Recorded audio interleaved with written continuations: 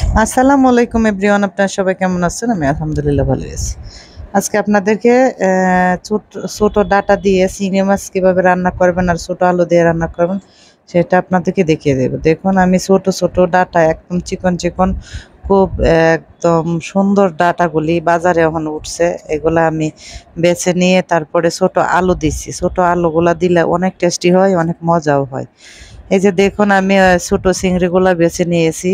এটা ছোট চিংড়ি দিয়ে আমি ওই রান্নাটা করব। আমি আগে থেকে একটা পেঁয়াজ দিয়ে তারপরে কড়াইয়ে দিয়ে দিছি। এটা তো আপনারা জানেনই, এটা বলার কিছু নাই, আপনারা দেখেন। কিন্তু আমার অনেক ভালো লাগে যে ছোট ডাঁটা দিয়ে চিংড়ি মাছ রান্না করলে।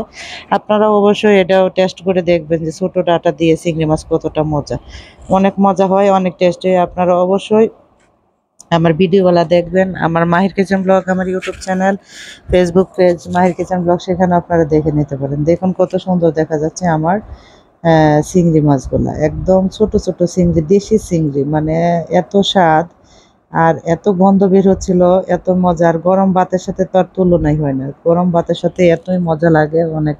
আমি প্রায়ই এই রান্নাটা করি। দেখুন আমার এই রান্নাটা কত সুন্দর হয়েছে। দেখুন চিংড়ি মাছগুলা, মানে ছোট ছোট চিংড়ি দিয়ে যদি ছোট ডাঁটা রান্না করা যায়, এর মতো আর ভালো কি আর আছে বলেন? এত টেস্টি, আবার হলো সুস্বাদু রান্না হয়। আর আপনারা সবাই ভালো থাকবেন, সুস্থ থাকবেন, আমাদের জন্য দোয়া করবেন। আল্লাহ হাফেজ।